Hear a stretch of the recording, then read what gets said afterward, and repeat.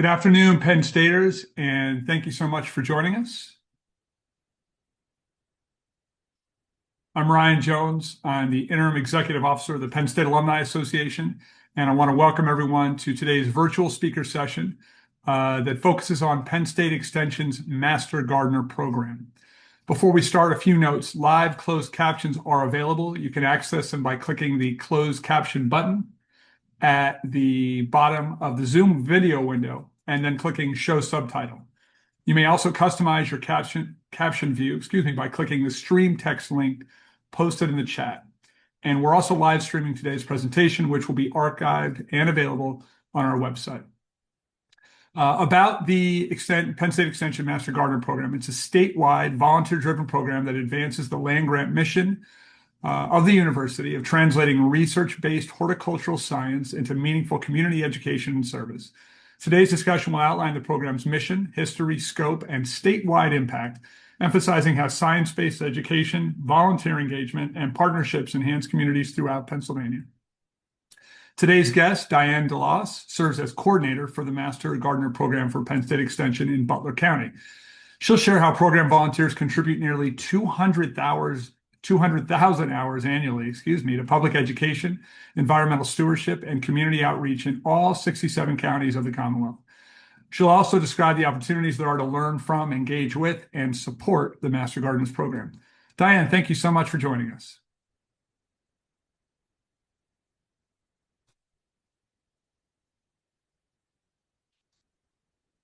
Well, I want to make sure Diane is there. Thank you. Sorry about that. My That's okay. Computer decided to freeze for a second, just like what we always love. No good there. Well, thank you. Yeah, thank you so much for being here. Really, really appreciate you taking the time with us to share your perspective and your experience and the value of this program with our alumni. I guess for starters, can you share a bit about your path to Penn State, how you became a Penn Stater and your role, your path to this role? Yeah, so my family has, I'm a fifth generation Butler County farmer. So I was connected to Penn State Extension as a child in 4-H. I grew up actually in a horticulture-based club and then continued on, and my dad then took over the farm. We kind of got back into it. So I started re-engaging with Penn State Extension and joined the team at the Butler County office as the coordinator for the Master Gardener program. Very cool. You're a fifth generation farmer, right? Yes. So how did that, I mean, it seems obvious, I guess, but if you could talk a bit more about how that shaped your, sort of what your goals were in this work and sort of, did it feel like you were always going to do something related to horticulture farming, something like that? No, absolutely not. Okay. Say more. So while the first two generations on our farm were full-time farmers, like many family stories, my grandfather as well as my father both had full-time jobs off the farm. So actually growing up, I was always that kid that stood up in class and said, yeah, I live on a farm, but we weren't actually engaging in farming that went outside of our family at that time. When my dad career changed and started kind of looking towards retirement or semi-retirement, he kind of dove back into that full-time farming role a little bit. And now we actively engage with the community. He's involved with many agriculture organizations, and we participate in community farmers markets, sharing our farm with our community. So it's been an interesting mix getting back into it because it's definitely, I wasn't raised as a cattle farmer for sure. Got it. Well, I want to let you kind of take over from here, and I know you've got a presentation ready to share, and then once you're done with that, we can kind of follow up with some questions near the end. Perfect. Thanks, Ryan. Thank you, Diane. So thank you so much for welcoming me today. It's my pleasure to share with you about the Master Gardener program and a little bit about Penn State Extension along the way. So if you're not familiar with Penn State Extension, we believe that all people should have access to science-based education that is part of the land-grant university mission, as Penn State serves as Pennsylvania's land-grant institution. So Penn State Extension does outreach and non-credit education as part of the College of Agricultural Sciences. Here at Penn State Extension, our core belief is that people should have access to science-based education no matter where you are, where you live in the Commonwealth, what your chosen profession is. You deserve access to the latest information to grow and enhance your life. Penn State Extension covers multiple different areas. Our program teams focus on youth development, food safety, and of course, agriculture. Agriculture is a leading economic driver in Pennsylvania. Penn State Extension plays a vital role to bringing local foods to your table, whether you are growing in your backyard or on a or purchasing from a farm in a neighboring county. So, what is the Master Gardener program? The Penn State Extension Master Gardener program serves as a volunteer-centered group that focuses on consumer information hub for the horticulture team. So while we have many educators in our communities helping the apple growers, the produce growers, all those people that are feeding us through commercial avenues, Master Gardeners are able to focus on the consumer side, helping home gardeners, helping students, helping individuals learn how to better serve their communities. The program's volunteers are supported by county coordinators like me, teach community members through educational outreach, and serve as a local resource.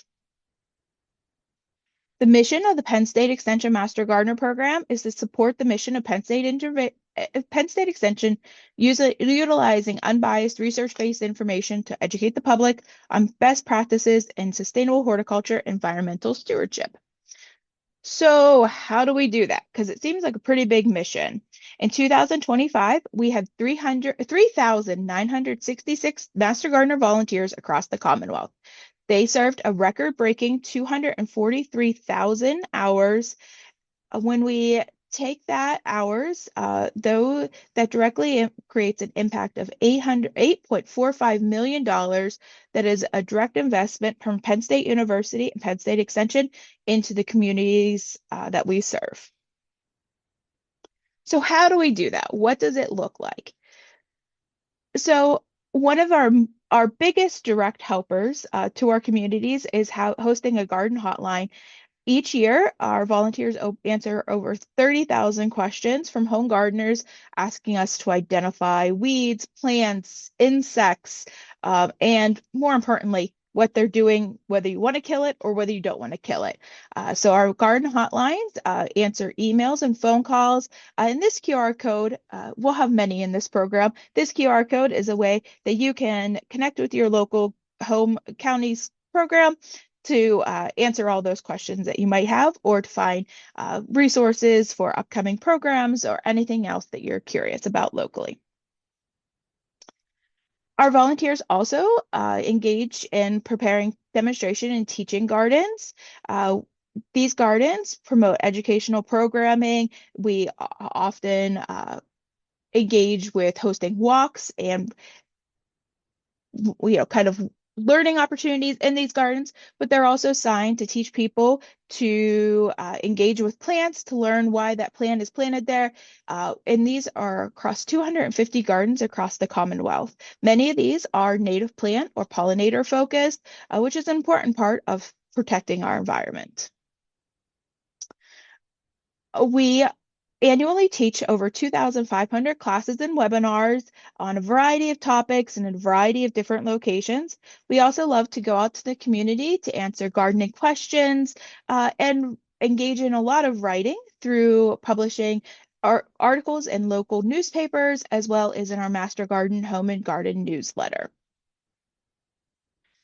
When spotted lanternfly landed in eastern Pennsylvania, Pennsylvania Department of Agriculture, Penn State Extension, and United States Department of Agriculture needed to spread the word of spotted lanternfly and this new pest throughout the Commonwealth quickly. Master Gardener volunteers quickly engaged in tracking the insect and teaching the public about what it was, and participating in research so that we could better understand this new pest and the effect that it may have on our homes and healthy living, but also on our food systems in the state. Master Gardeners also engage in partnering with research labs with University Park. In the last couple of years, the Master Gardeners have participated in research from the Lopez Uribe lab in tracking and identifying native bees. This groundbreaking research has propelled the program in the Lopez Uribe lab to better understanding the populations that we have in our state, and has proven as a pilot and an opportunity to continue those collaborations, so that we can learn more about everything, the insects and pollinators in our communities. Master gardeners also work with in our communities to address food security. Seed to Supper is an introductory garden class to educate families on growing their own food within a limited budget. Master gardeners also work with local food hubs and pantry distributions to facilitate the donation of homegrown produce into our food security networks. If you're interested in Seed to Supper, many counties are forming classes right now, and we'd be glad to get you in touch with them as well. Youth are an important part of the Master Gardener mission. We take every opportunity we can to teach in schools, libraries, summer camps, with our clubs and scout troops. We engage with people at local and also at the Pennsylvania Farm Show, Ag Progress Days, and of course, help with programming at the Arboretum at Penn State. One team of collaborators in the Master Gardener program, called Growing Gardeners, has introduced Lucky, the spotted lanternfly locating dog, to the Commonwealth. Lucky and the Spotted Lanternfly, a children's book written and illustrated by Master Gardener volunteers, tells the story of Lucky and his handler Shane, who work with the Pennsylvania Department of Agriculture to sniff out spotted lanternfly. We also engage, especially this time of year, and with our first graders across the Commonwealth, in poison prevention education. We go to the classrooms to teach them about integrated pest management, to help identify when we need to take steps to mitigate problems and when it's okay if that mouse is outside versus inside our house. We introduce the classrooms to Mr. Yuck, our poison prevention sticker family guy, to help protect the students, but also their younger siblings at home. Each year, the Master Gardeners highlight the local projects that they're doing through an annual impact report. If you're interested in learning more about the activities in your local county's program or across the Commonwealth, we encourage you to find our annual report, which is available on our website, also available in print at our local offices, so that you can learn more about what the Master Gardeners in your community are doing. So how does one become a Master Gardener volunteer? In each county, our volunteers lead initial certification programs that begin every fall. Basic training, as we call it, is a 6-month period of lectures and activities that teach new volunteers the basics of all aspects of garden. They learn everything from botany and entomology to about native plants and growing small fruits. Each county provides different hands-on activities to continue that learning outside of the lectures, and facilitates exams to help make sure our volunteers are prepared for volunteering. We then pair those volunteers up into our projects across the community for them to serve 50 hours to continue that classroom learning in our communities and alongside our Master Gardeners. Each year, to maintain the title of a Master Gardener and that certification, a volunteer commits to engaging in 20 hours of community volunteer service at our projects and continuing that lifelong learning aspect with 10 hours of continuing education. If you're interested in learning more about your county's program, we encourage you to reach out to your local extension office. This QR code will take you to more information about basic training. If your journey has taken you outside of the Commonwealth, most states have Master Gardener programs associated with their extension programs through their land grant. We would highly encourage you to get involved, even if it isn't with the Penn State program.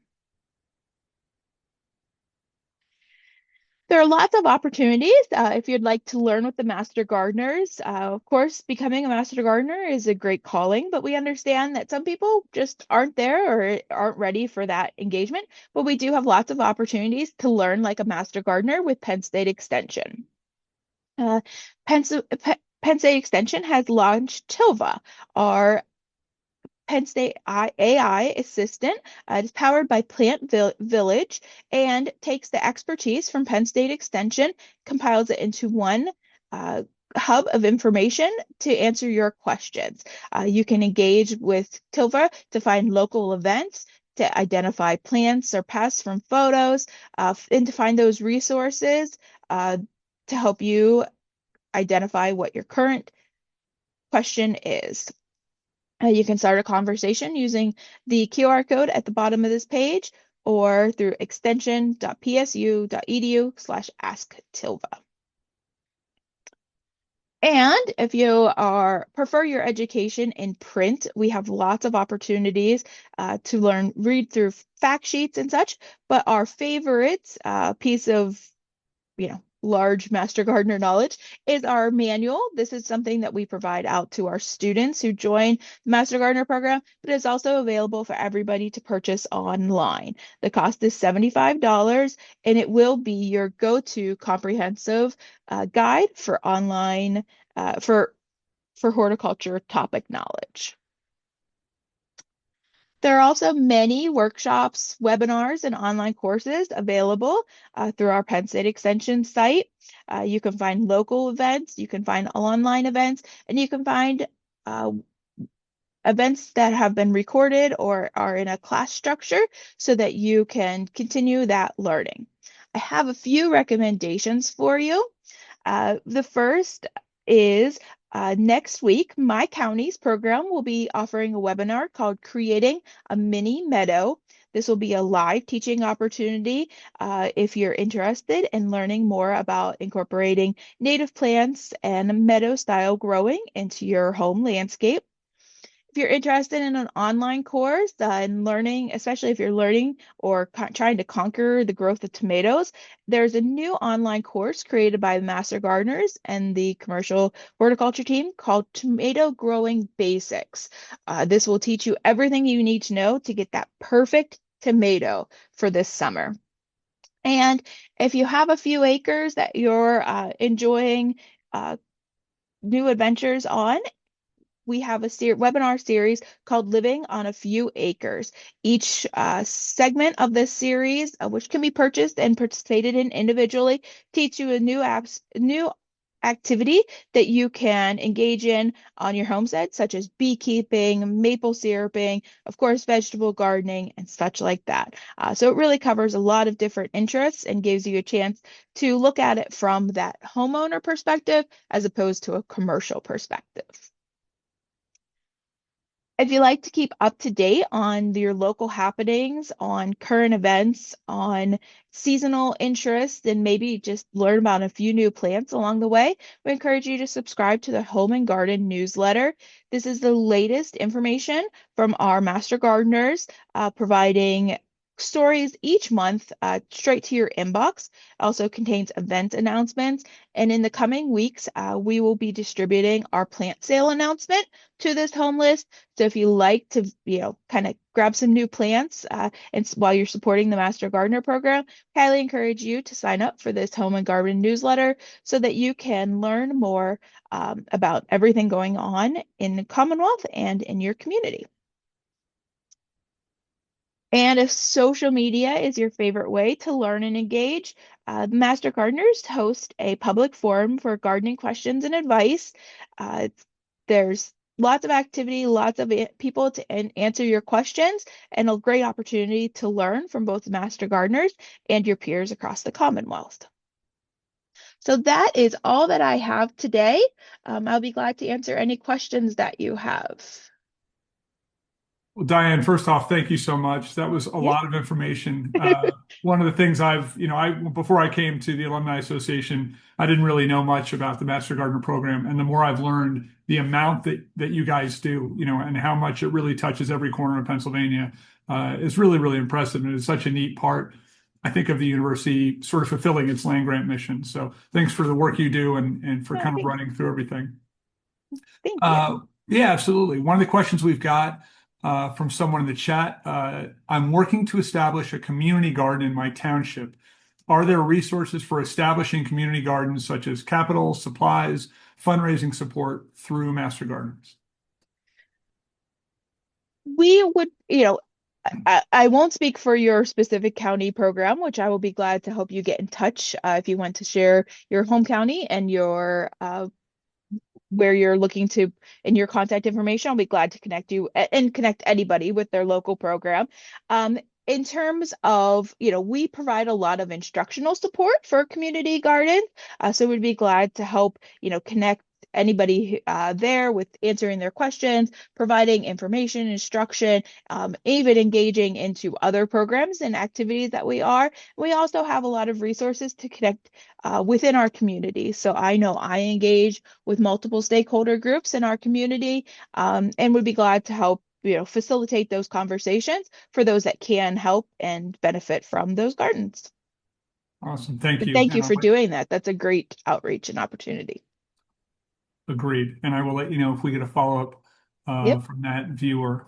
Some other questions. I know a few things we've gotten about the sort of invasive species that have impacted Pennsylvania, right? Everybody's talked about spotted lanternflies, of course. We got a question about the Asian jumping worms. Yeah. Share So there.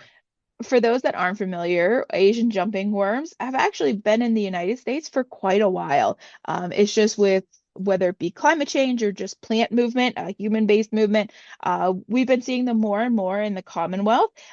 They are easy to identify by their jumping nature, which is really great because it's pretty easy to figure out whether you have them in your home. Most likely they came to, if you do have them in your home garden, most likely they came in with mulch, soil additives that you purchase locally, or plants, which is the hard part because that makes growers so susceptible to getting them.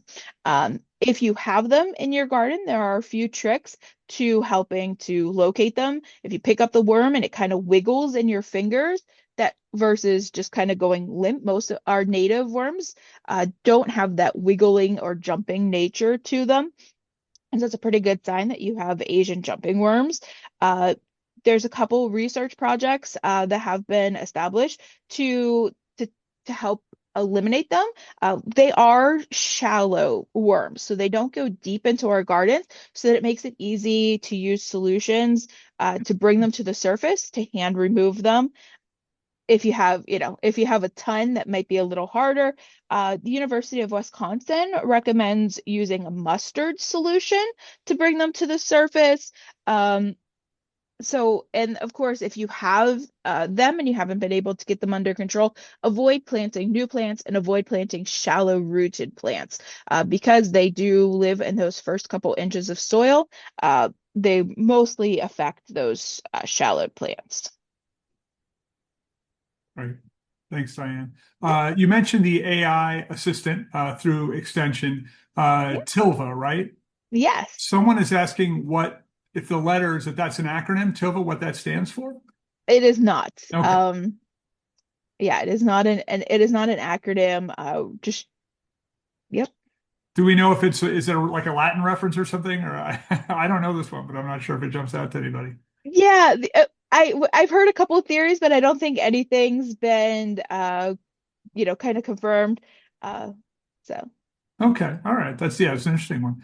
Another Linda asks, is there an aphid that eats the mile-a-minute invasive weed? And if so, how can I get some?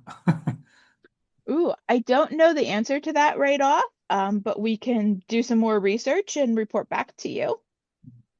Thank you. I've got a question from someone locally here. Who would we connect with in Center County? Yep, contact will be Andy Faust, and I will look up his address. Okay, thanks. Yeah, if you can share that directly in the chat, or we can handle that, Diane, as well. Yep. Thank you. Another question here. Do you offer webinars on other challenges related to wild animals like deer, rabbits, and other animals that eat plantings? Also, Do you offer courses on landscape design to help homeowners create the appropriate planning for their home and for their region? So two-part question The answer is yes, yes, yes, yes, yes. there. Deer, of course, are one of our biggest garden pests that everybody struggles with just because of their ability to attack and return and return and return all season long. So yes, master gardeners I think most counties offer education at points and can gladly connect you with physical resources as well, such as printings and such on dealing with wild animals and such. Fences. The answer is fences, always fences. And courses on landscape design, absolutely. So there is a few kind of evergreen classes that live on our extension website related to landscape design. And then, of course, we always have offerings locally and in different areas on it, or internet based on it as well. So, and all those would be the easiest way to connect is extension.psu.edu, and you can search for those topics. And once you go into it, on the left side, you can narrow down to the type of learning that you'd like, whether you'd prefer to read an article, whether you prefer to participate in a webinar or such like that. And you can zero in on your preferred learning style. Thank you, Diane. And we do have in the chat, we've shared Andy Faust, the Center County Yes. Extension Officer, right? Yes. His contact information is shared in there, as well as the URL, again, that Diane just shared, extension.psu.edu. Those are both shared in the chat. Got another question in the Q&A section here. What do you recommend for rosette disease? That is not my specialty, but this will be a great opportunity that will go.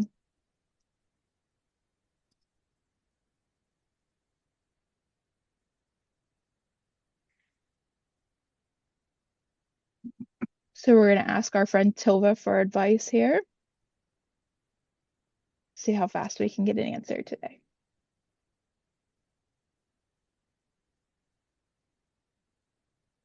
Pressure's on, Tilva. It is. It's on. Absolutely.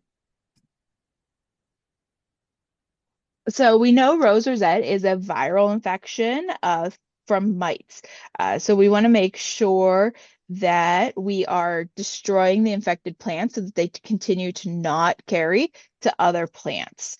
And a big factor in that is also eliminating the invasive Mondiflora rose, which can be easier said than done because I know it's a big issue in pastures and unmanaged spaces. But as they're highly susceptible to the disease, it can help. It can cause those mites to come into the roses in your home landscape.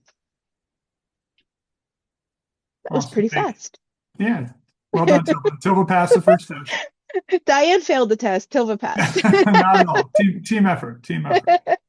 I think someone was asking earlier about certain kinds of pests, and I think part of your answer was about global warming, right? Changes in global warming have led to changes in growing zones, right? So I guess can you talk a bit about, particularly in Pennsylvania, how the growing zones maybe have changed or are changing as we speak due to global warming? Yeah, so the easiest way that we track this is through the USDA growing zones. So we know that Pennsylvania is across the range of, I think, 7 to 4 in growing zones, depending on where you are in the Commonwealth. But that is a really great tool because those USDA growing zones are based off of the low temperatures for an area. So as an area warms, and it's not always consistent. We've seen some areas undergo more change than others. The USDA will adjust your zone to reflect the current temperatures for the area and the growing possibilities for that. So in 2003, USDA did a full evaluation and update to that map. So many Pennsylvania, I think all of Pennsylvania moved one half zone warmer, which is a 5-degree change. So the base numbers, so your 4, 5, 6, 7, are 10-degree bands. Your A's and B's are 5-degree bands. So it means we basically all moved 5 degrees. So it does give us possibilities, and it's always important to, when you're purchasing plants or considering things to add to your climate, to your home landscape, to make sure you're picking things that are zone appropriate so that you have the best chance of success. That makes sense. I'm sharing the link in the chat for Tilva, so people Yeah. can access directly. We did have a follow-up question on the rose rosette. Hmm.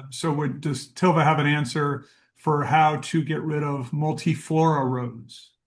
Dig. Dig, huh? I guess dig deep, probably get them out at the roots, I Yeah. assume. And be careful of those thorns. Hmm.